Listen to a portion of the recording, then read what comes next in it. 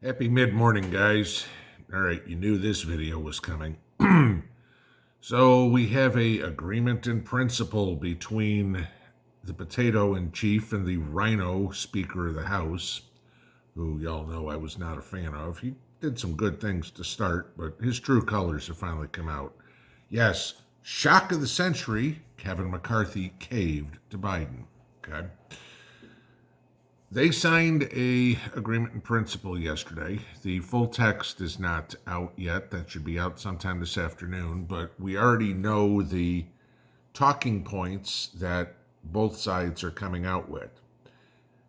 This is ridiculous that McCarthy caved. I mean, for at least a decade, the Republicans have had a chance to fix this debt problem we have, and they keep kicking the can down the road. One of these days, it's going to be time to pay the pauper. I'd rather go through a good amount of pain now than death in the future. I'm going to give you kind of what this agreement in principle is all about and how we just got bent over. McCarthy's going to come out and say, oh, he got what he wanted, et cetera, et cetera, et cetera. Biden's going to say, oh, he got what he wanted, et cetera, et cetera. And both are going to say, well, it was a compromise. You know, nobody gets everything they want. McCarthy didn't get shit. Okay? McCarthy's not the one that's screwed. We are. Here's what's in there. Now, I want you to understand this first off. Our GDP is predicted for next year to be 1.4%. Okay? That's how much growth we're going to have in the country. So just remember that, and I'll kind of touch on that in a second. All right. So the first thing that they wanted to do, cut all this out of control spending, right? No question. And the pittance that the Biden administration, that McCarthy and the Republicans wanted to cut spending was $130 billion. Ooh, BFD. How much money have we sent to Ukraine? Stop that. There's more than $130 billion. Okay. It was a whopping 0.5% of GDP that we were going to cut spending. Oh, that's going to help. Just think, over 200 years at that, we'd get down to zero. I ain't living that long, okay? The agreement is about 0.2% of 0.2% spending cut, a whopping $50 billion spending cut. Yippee! I mean, we've sent 4 or 5 times as much as that to Ukraine in the last year. So what? Along with all the rest of the wasteful spending. $50 billion is nothing. $130 billion was nothing.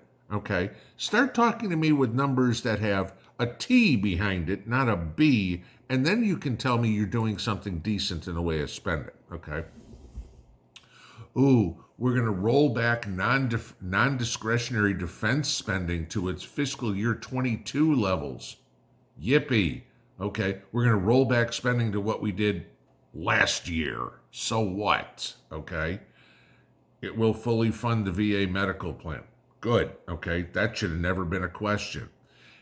Here's the good one. It will limit federal spending to 1% annual to no more than 1% of our annual growth for the next 6 years. Again, BFD, if we got 1.4% GDP and we're spending 1% of it by the government, whoop-de-hoo. That means the economy that we participate in grows at 0.4%. Wow. Okay. I'll give them this one. All right, this one's actually good. This one's the one the Democrats will be pissed off about. It's going to change people collecting food stamps and the TANF program to force people that are able-bodied, but again, it's single men with no kids are going to be limited on how much they can collect food stamps. And I think right now they can collect food stamps for three months in a 3-year period. But it's going to require them to show some sort of work, and they raised that age to 54 from 40 something or whatever it is. It's a teeny tiny little pittance. Teeny tiny. Okay? It will pull $400 million back from the Global Health Fund, okay, that's sending a bunch of money to China, that COVID money, hey, let's give a bunch of COVID money to China, who created the damn problem in the first place, all right? This is the big one they're talking about. It's going to take away money from the IRS that they want to hire these 87,000 new agents. Yeah, now they're only going to be able to hire 85,620 of them. Ooh, okay. That was a big concession on the Biden administration. Okay. Whoop-de-hoo. The other one. It's going to restart student loan repayments. As far as I understand, that's going to happen in a couple of months anyway, and the Supreme Court is waiting to rule on all this bullshit about student loan forgiveness, which they're going to throw out. So that's a big nothing because there's nothing to it. The Supreme Court's going to say you can't do it, and the payments are already there. So don't come up with that as a great accomplishment when that was going to happen anyway, okay? I'll give this good one, it's going to block any new taxes. Gee, I mean, there's a good one. Why don't we, you think about this. Think of the money you make, right? You make the money, you pay taxes, you pay income tax on it. You spend the money, you pay sales tax on it. You buy something with it, i.e. property, you pay property tax on it, or you pay a vehicle tax on it, or whatever it would be. So you're taxed and taxed and taxed. Hell, you die and you give your money to somebody else, there's an inheritance tax on it. You're taxed and taxed and taxed and taxed. This goes back to what I've said many times. Eventually, we're going to get to a point where we're going to have a breathing tax because that's the way that Washington operates. Both sides, okay? Basically, McCarthy got nothing out of this deal, okay? And they increased the debt ceiling. It hasn't done yet. It's not voted on. $4 trillion, okay? Mind you, we're at 31 and change right now. So that's a 12% increase from current levels to where we are for 18 months, okay? Because this is until January of 2025, right after the election. This is so the new president, whoever it is, can come in, and the very first thing they've got to deal with is a debt ceiling crisis.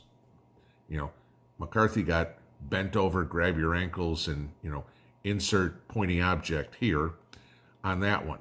Let's say anybody, either side, let's say Trump wins, DeSantis wins, Newsom wins, Gretchen Whitmer wins, whatever. The very first thing they're going to have to deal with upon raising their right hand is, we're out of money. Okay? That's the problem we have, because this agreement is supposed to end in January 2025. Okay? There's the very first thing. Understand how that's going to play into an election. We got screwed.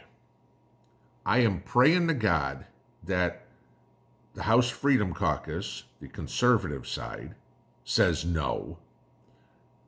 As silly as this is, I'm hoping that the Democrat Progressive Caucus, the one that's run by Congresswoman Jayapal, that includes the Bernie Sanders and the AOC, I'm hoping they say no to this, because they're, we met in the middle, and we're going to, this is the way it's supposed to be, compromise or anything like that. I'll agree there. The country should tip slightly right. That would be we don't need to be far right. We don't need to be far left. We should tip slightly right. Let's hope that, and I cannot believe I'm saying this, that we can put some faith in the progressive left to do the right thing and say no to this, for the exact opposite reasons. I don't care what their reasons are. I just want them to say no, because this compromise sucks. It's just going to make it worse and worse and worse. I've told you guys before, our debt is at 129% of GDP. At 140% of GDP, that's when countries historically collapse. Take a look around the world. You can find them. All right. We're close, and we're going to add enough to damn near get us there. Somebody asked me on the live stream last night, when do I see the country collapsing, the economy collapsing? This will do it. Okay. This is kicking the can down the road again. But now we have basically an end date, because borrowing another $4 trillion has got to come from somewhere. How does the government borrow money? They issue bonds. Are you going to buy bonds backed by the full faith and credit of the United States? I sure as hell aren't. Okay. Is China going to buy bonds? No, China's trying to get away from them. China's selling their U.S. debt. They're getting out of the U.S. debt market. Is Japan going to buy more? Japan is the number one foreign debt holder. Okay. No, Japan's economy isn't exactly going gangbusters. So where's this money going to come from? Well, in order to entice people to loan the government money, interest rates have to go up, because people are going, you know what? I don't trust the government at 5% on T-bills. Government says, what if we paid you 7? Maybe I'm a little more interested. How about 8? Okay, I'll take the risk at 8. Now you've got interest rates going up, so the government can borrow more money, let alone print more money. Guys, I'm going to tell you this right now. We get out everywhere you can. Scream, yell, share this. I mean, I never ask you guys to share a video. Share this one and what I just walked through. I'm going to put a chart here up at the end so you can read just on one screen what they're looking for. This is how insane this is.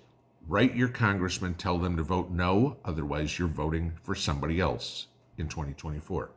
Write your senator and tell them to vote no, otherwise if they're up for election in 2024, you're voting for somebody else. Talk to anybody and everybody. I don't care if it's Facebook, Twitter, Instagram, church, wherever, that they need to get the word out that we get screwed in this. Period. The people get bent over. I'd rather see a default and get a broken shoulder than wait 2 years and have a broken back. That's pretty much what we're at here. Okay? You guys ask me about Social Security. Tell you what, give it 2 years with this. Because once we get up to $35 trillion or something like that, all bets are off, and that's where they're taking us.